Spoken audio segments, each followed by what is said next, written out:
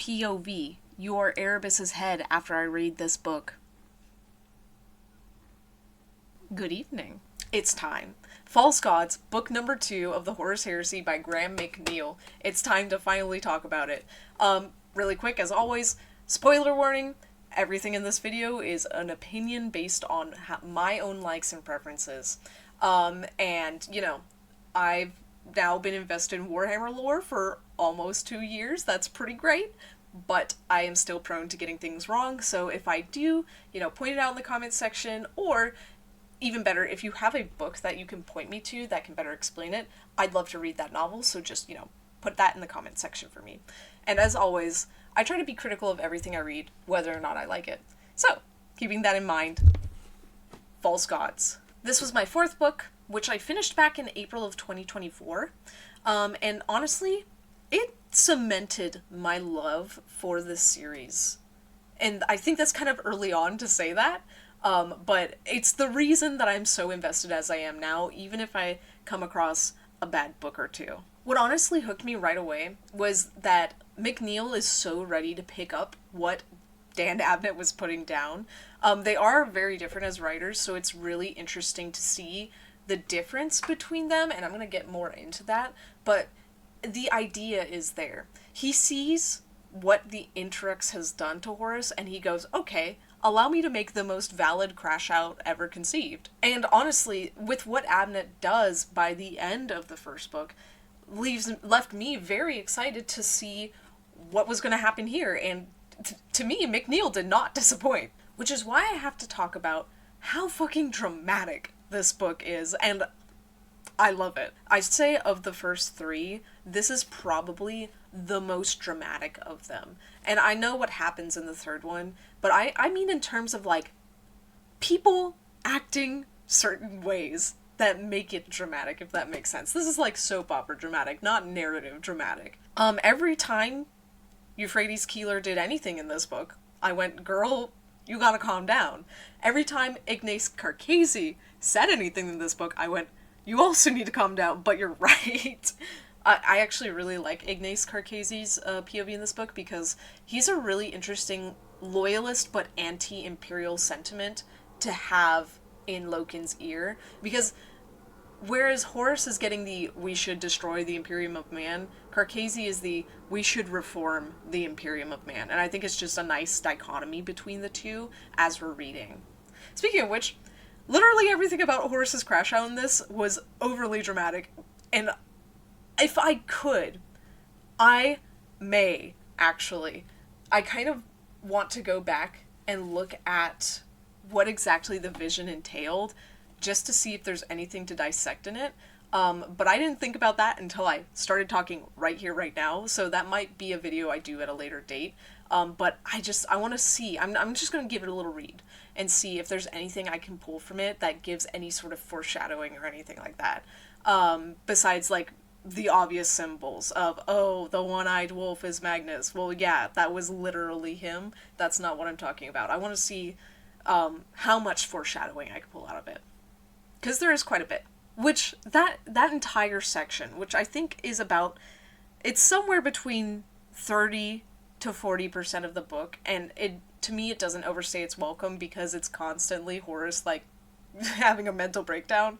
It's a nice break from what's happening outside of, the narrative that is in the real world, because in the real world, shit's going wrong, whereas in the dream world, I'm not more at ease, but I'm a different kind of tense, because I recognize that this isn't real, but I'm still scared for whatever choice Horus is going to make. I know what choice he's making, but it still creates that kind of tension. It's like, no, please don't do it, please. Whereas in the outside world, I'm watching characters I don't know whether they live or die, get fucked around with, and it makes me very scared. Overall, if you want my initial synopsis of this book, it was, this. Instructions unclear. Warmaster stuck in Chaos Space Dream. Another thing that was really interesting to me as I read this, and when I say created in this context, I mean set up narratively and wrote for. I understand that some of these probably existed before they were put into the novel, but it's the initial characterization I'm talking about. It's really interesting to see both how Graham McNeil starts and builds off of, to see how Graham McNeil builds off of characters that Dan Abnett created, and also brings in characters that he's technically created himself. And I'm, once again, meaning by he's set up the characterizations of these himself, and this is our first look at them, so this is how we're going to reference back to them as we read more of these novels. I bring this up because we get quite a few new characters in this book, who are interesting in their own ways. The big name being, we get another Primarch, we get Magnus, and we get to see Magnus fucking up after the Council of Nicaea, which I think is really important. It's just really interesting to see exactly how he fucks up and what his thought process is. And oh my gosh, all of this is going to be talked about more in the writing section, so I'm not going to go too deep into it. It's just really cool to see. Also, this is our first look at a Titan POV, which is really interesting to read, especially now that I'm reading Mechanicum, because I can see the beginnings of it here in this novel and how he's fleshed it out more in that novel. Overall, I liked the characters that McNeil introduced here. Though I will say they're not as fleshed out as Abnett's are, and I'm going to talk a little bit more about that later. And that is, however, there's one character I must address now, and that is motherfucking Erebus. If you've never read this series, you've probably still seen the fuck Erebus memes, but you might not appreciate them as much as you would if you had read these fucking books, because I hate his ass so much. Everything about him is a sleazy, plotting asshole. And after seeing what could have been in the first book, I'm sitting here rattling my fucking cage every time he speaks, because I'm like, no, Horus, don't listen to him, you don't know what's coming. So yeah, I mean this in the most sincere way. Fuck Erebus so much. I hate his ass. And unfortunately, that's what makes him such a good character. He was meant to be hated. And that's why I like him. And the fact that he is a really good character makes me hate him more. But before I talk about his characterization in the writing section, I do have a little bit of criticism for the reading section. This is something that bothered me so much while I was reading, and so I have to bring it up. As a reader, based on what was in the first novel, a lot of the Marines' solutions in this novel felt either off or really out of character. And I understand that they were being manipulated. I completely understand that. And even Loken, I believe, from what I remember, calls that out in the novel, that they're kind of acting nonsensical.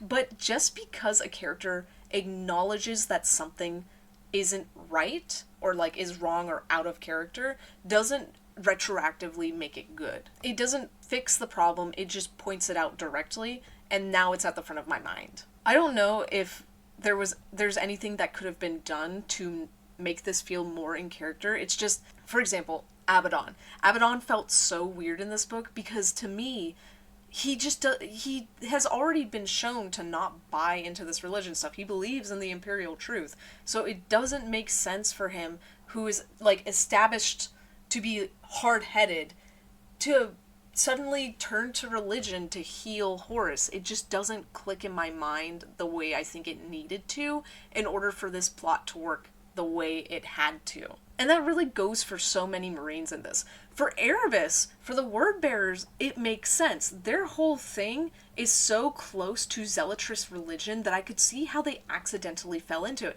Hell, it's part of their backstory. They literally accidentally fell into it, so it was believable. But here, with these specific characters, it just bothered me because it didn't feel like that was a way they could go with the characterization they set up. That being said, I don't think it was impossible to do at all. I just think the way it was handled in this book bothered me a little bit, to the point where I had to bring it up because it just didn't feel entirely like it made sense. It wasn't enough to ruin the narrative. It was just enough to make me go, this is a stupid decision, this is a stupid decision, you would not make this decision, while I was reading it. But despite that, in terms of writing, while Dan Abnett is amazing at character, I feel like Graham McNeil is amazing at description. I'm on my third McNeil book now, and all of them have had fantastic imagery within them. I feel like he's especially really good at describing like yucky and grotesque scenes, and that is, well, that's obviously very necessary for this novel with the whole zombie like Nurgle garden, but it really comes into play in Fulgrim, and I'm going to talk about it a lot in Fulgrim, but here is where it begins to kind of emerge that he is just like, I'm going to take this theoretically gross scene and I'm going to make it physically gross for you. But that being said, I feel like I remember more of this novel than the first one because he had so much control over imagery and description, and I could picture so many scenes when I was thinking back to what happened in this book. I have a couple of things listed, but I honestly had to stop myself because the list was getting way too long, and this was before I went to skim through this book and through the Lexiconum to remind myself exactly what happened in this book. I just remembered so much of it right off the bat because I remember the imagery within those scenes. For example, literally all of Davin's swamp scenes, from the zombies coming out of the muck, Dies Irae. Oh my god, I just realized that's I'm sorry, I got distracted. Classical music reference. That's my favorite classical song. Dies Irae, stomping through it, Horus fighting the fucking governor, the fucking Marines finding him. So much of that scene, that's part so cool. Then, of course, the weird Chaos Space Dream with him seeing all of his loyalist brothers on the pedestals, and, like, the Emperor telling him, don't try to stop me, and Magnus showing up to be like, please don't do this. And then you've got, like, fucking Horus dying and giving us probably one of the most memorable, like, sanguineous quotes that you can find online. This is the book, this is the novel where the sanguineous "it should have been him" quote comes from, and boy did I get fucking goosebumps when I read that. And then of course there's just so many more, like Keeler fighting the pink horrors and so on and so forth. Like, so much of this book is burned into my mind because of the imagery that Graham McNeill can cook up, basically. It's also thanks to Dan Abnett that the Imperial cult making it this far kind of makes sense. We see, like, a lot of the underground networking that is involved and how deep into the actual Imperial structure it is, which it doesn't sound like a lot at first. At least from here, it's not in the government, but it's in some really... I shouldn't say that. A lot of really powerful people believe that the Emperor is God. Like, people driving war machines that can delete the entirety of that direction over there believe the Emperor's a god. They will do anything for him. And I'm not talking about the Mechanicus. The Mechanicus are their own fucking thing. It really started to build up and help make sense of how the Imperial cult became such a powerhouse, especially with Keeler becoming a saint in this book. We also get a bit more, like, interesting lore tidbits about Space Marines, specifically Space Marines crying, and this really drives home how much of a mental impact a Primarch's well-being has on his sons. I don't know if it's gonna be for everyone. I'm sure the Night Lords did not give a shit when Conrad died. But, like, when a Primarch and his sons have a good relationship, it's clear that him dying fucks him up a little bit. So yeah, it was really cool to see a Marine brought to tears. So much so, in fact, that I think I actually tagged the page. Oh man, could I? You know what? I'm gonna save it to the end. But I think I'm gonna read a couple of my favorite scenes from this book. I really wish I could have done it in the last one. I managed to get my copy back since the last video, so I can't read any Horus Rising scenes, but I'm gonna read a couple of False God scenes for you, just because I fucking love them so much. But anyways, if we're gonna talk about character, we're gonna have to talk about Magnus, because, yeah, I can see how Magnus got himself in his mess. Real talk, I think Magnus is stupid, but complex. Honestly, full of hubris. He's the perfect example of how good intentions lead to harm, and is a perfect example of why it's terrible to not let your sons know exactly what you're dealing with in the galaxy. Because had the Emperor simply explained to him that, hey, there are malevolence forces out there who are going to try and manipulate you and could cause you to do something that could only further harm our future plans, then perhaps he would have been a bit more cautious.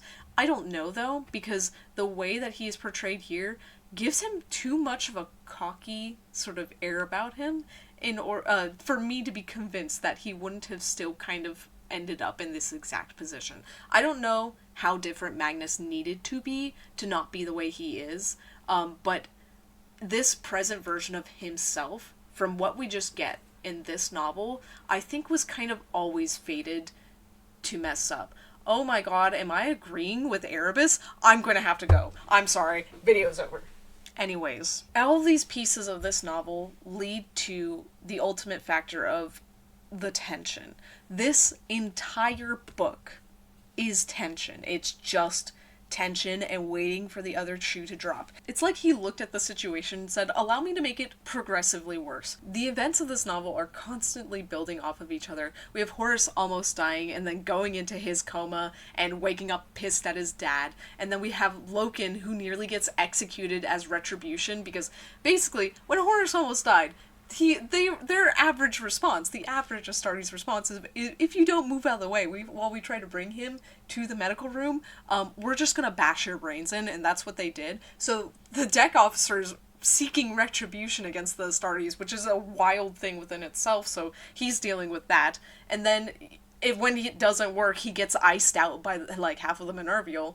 And then fucking Keeler goes into her coma, and honestly, I feel so bad for all the Remembrancers because they're just going through it in this book, and it does not get better for them. It doesn't get better for anyone. Graham McNeill didn't write Galaxy in Flames, but he made me want to read it. This book is a combination of the writing was on the wall and how could it possibly get worse.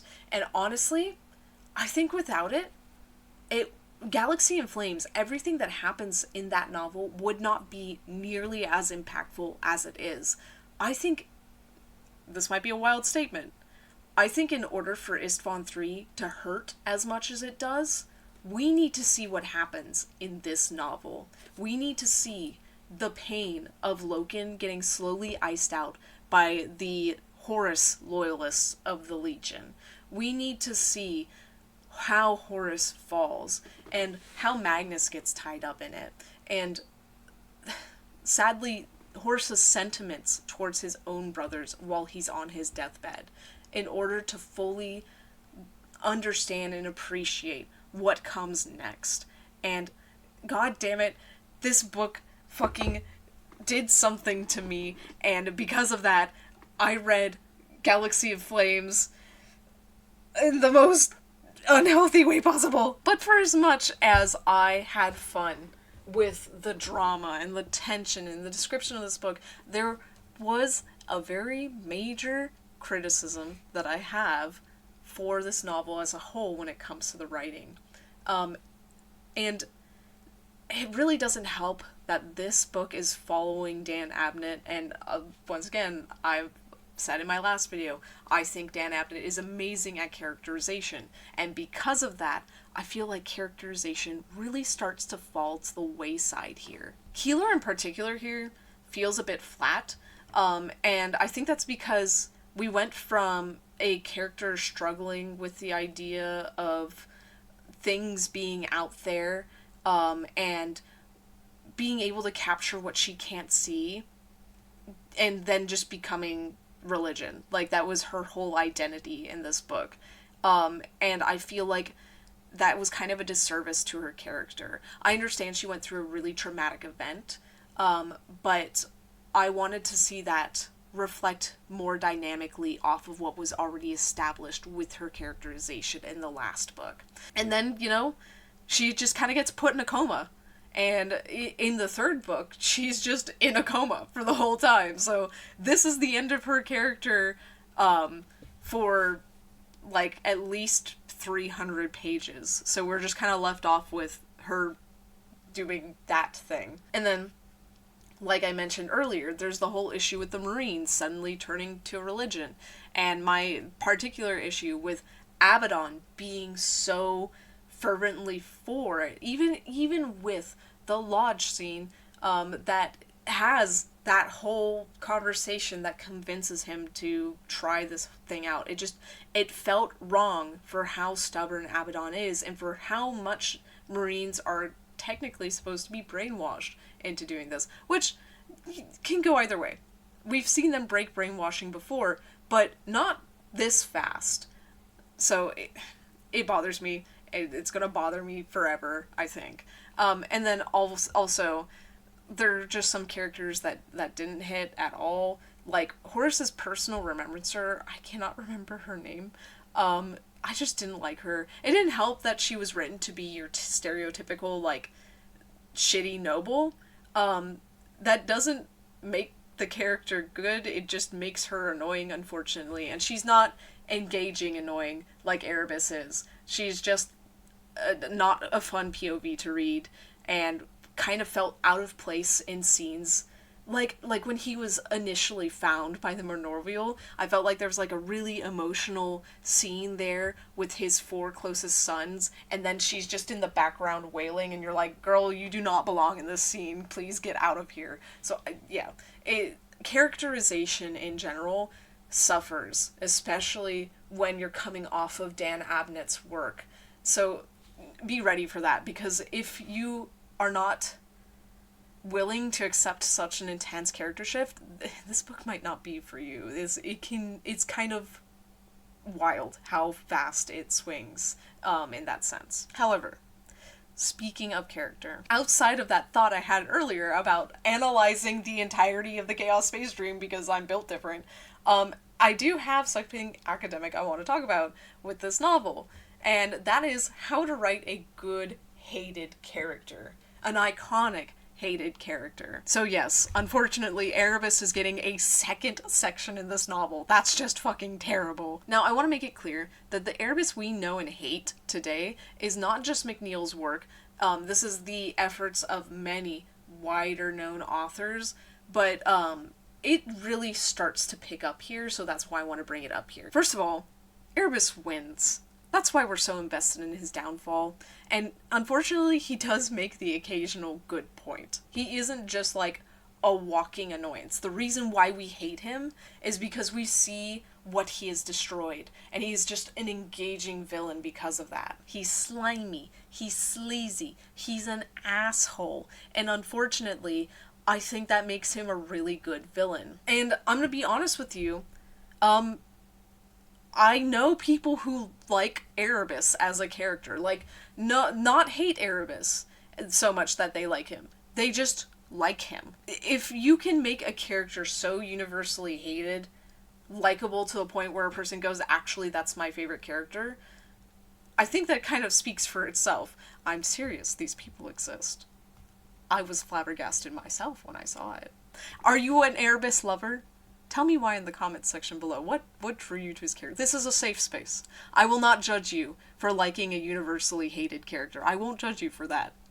I cannot say the same for anyone else who sees your comment, but I personally will hear you out on this. I think another thing that helps Erebus's case in terms of him being a good hated character is that we really don't get his POV. I feel like if I had to be in this guy's head, I actually would just legitimately hate him and never want to read his POV ever again, because I think he's probably really full of himself, and characters who are full of themselves thinking in their brain, I despise them. I can't stand them.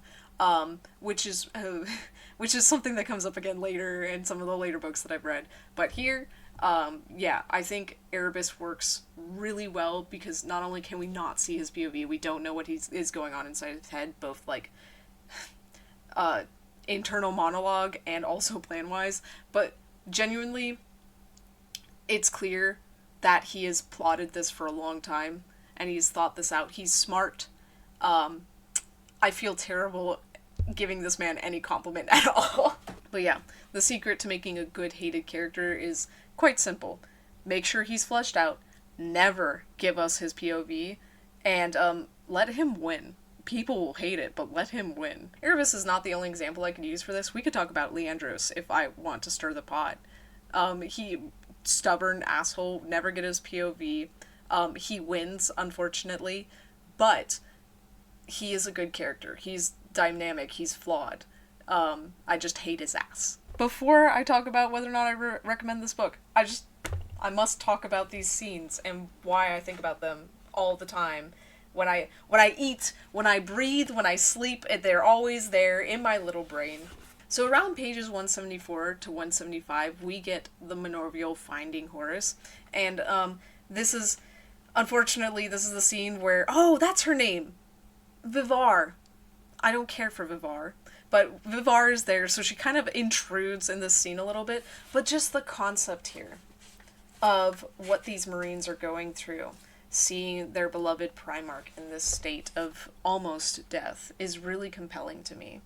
Loken tore off his helmet and cast it aside, pressing his ear to the Warmaster's chest. He could hear the Warmaster's hearts pounding in a deathly slow double beat. "He's still alive!" he cried. "Get out of the way!" shouted a voice behind him, and he turned to rebuke this newcomer before seeing the double helix Cadus symbol on his armor plates. Another apothecary joined the first, and the Menorvial was unceremoniously pushed aside as they went to work, hissing narcisium stabbing into the Warmaster's flesh.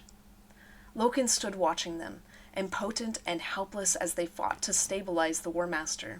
His eyes filled with tears, and he looked around in vain for something to do, something to make him feel he was helping.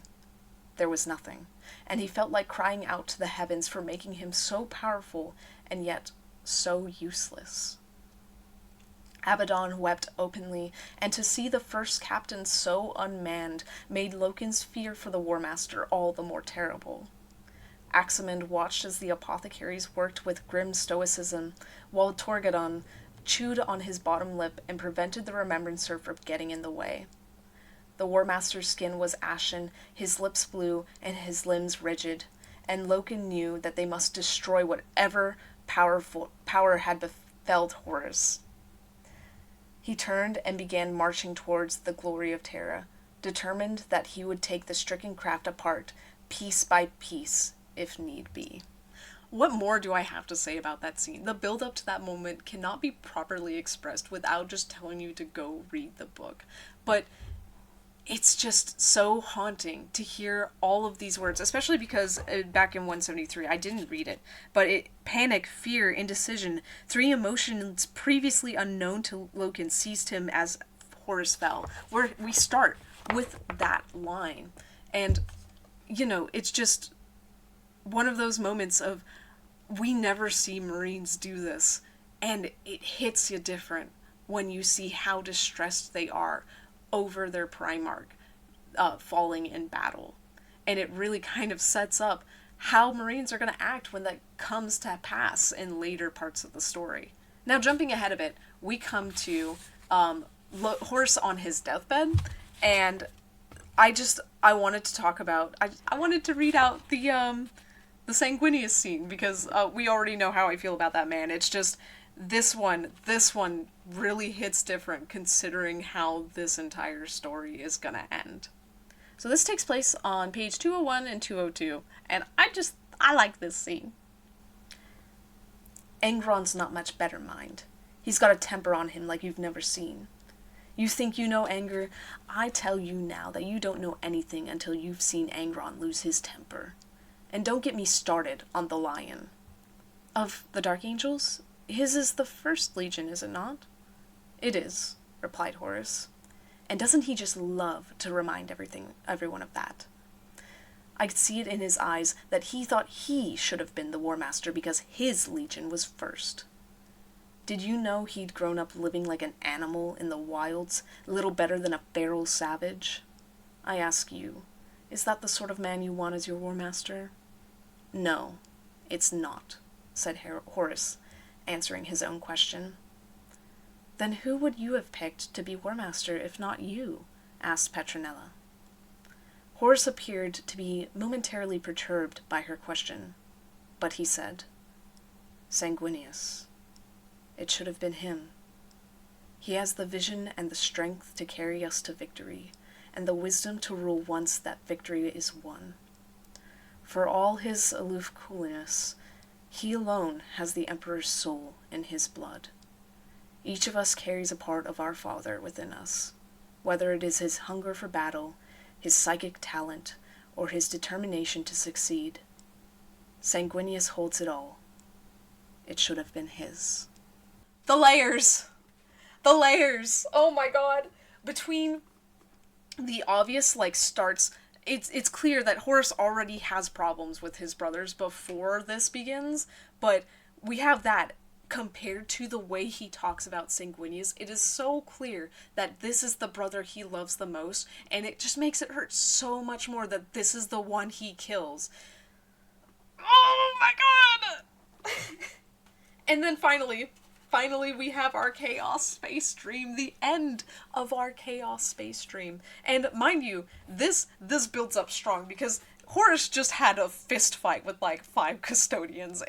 He's going through it, okay? He's battling his demons quite literally in the Chaos Space Dream. But, and this is a fun thing to think about. Oh no, I'll get into it. I'll get into it afterwards. I'm gonna read the scene. This is the ending of it. Around page 296 to 297. Then time stopped, and a blinding light filled the chamber. Horus felt warm honey flow through him, and he turned towards the source of the light, a shimmering, golden giant of unimaginable majesty and beauty. Horus dropped to his knees, enraptured at the sight. Who would not strive to worship so perfect a being? Power and certainty flowed from the figure, the secret mystery of creation at his fingertips, the answers to any question that could be asked there for the knowing, and the wisdom to know how to use them. He wore armor that gleamed a perfect gold, his features impossible to know, and his glory and power unmatched by any being in creation. The golden warrior moved as though in slow motion, raising his hand to halt the madness of the vortex with a gesture. The maelstrom was silenced, and the tumbling incubation tanks suspended in mid-air. The golden figure turned a puzzled gaze upon Horus. "I know you," he said, and Horus wept to hear such a perfect symphony of sound. "Yes," said Horus, unable to raise his voice above a whisper. The giant cocked his head to one side and said, "You would destroy my great works, but you will not succeed. I beg you, turn from this path, or all will be lost." Horus reached out towards the golden warrior as he turned his sad gaze to the incubation tanks held motionless above him, weighing the consequences of the future events in the blink of an eye. Horus could see the decision in the figure's wondrous eyes and shouted, "No!" The figure turned from him, and time smacked back into its prescribed stream. The deafening howl of the warp-spawned wind returned with the force of a hurricane, and Horus heard the screams of his brothers amid the metallic clanging of their incubation tanks. "Father, no!" he yelled. "You can't let this happen!" The golden giant was walking away, leaving the carnage in his wake, uncaring of the lives that he had wrought. Horus felt his hate swell bright and strong within his breast. The power of the wind seized him in its grip, and he let it take him, spinning him up into the air, and Horus opened his arms as he was reunited once again with his brothers. The abyss of the warp vortex yawned above him like a great eye of terror and madness. He surrendered to its power, and let him take it into its embrace. Fuck! Yeah, it's at that moment you kind of just know, yep, there's no going back. That's it. That's it. That's all she wrote. But fuck, what this scene fucked me up so bad because it left me questioning, was that real? Did the Emperor actually see Horus and know what was to come? Or did he not? And fuck, did he think it changed the future? I don't know. I don't know the answers. But whatever it was goddamn good. And this book has so many moments like that. Now I flung it. But yeah, with all that being said, do I recommend this book? Obviously, we're not even going to talk about first-time readers. Obviously, at this point, don't read this book. You gotta read the first one first before you read this. And any first-time reader, even if you're familiar with the Warhammer lore, this is the second of 3. Read the first one. Everyone else, if you have not made it through the first book, because I know there are many of you, I've seen many of you in the comics section, if you really, really, really want to try and pick this up again, and you think you can make it through the first book, I really hope that this second book and the third book are for you. But I will say that I believe the Horus Heresy is a commitment, and it's a commitment for a certain kind of person. If you're not like me, if you didn't like the first book, like I liked the first book, I don't know if you're going to like the Horus Heresy in general, because the first 3 books so far have kind of been peak, and then there's a bit of a quality drop-off. So, if you're ready to commit, I recommend this book to you.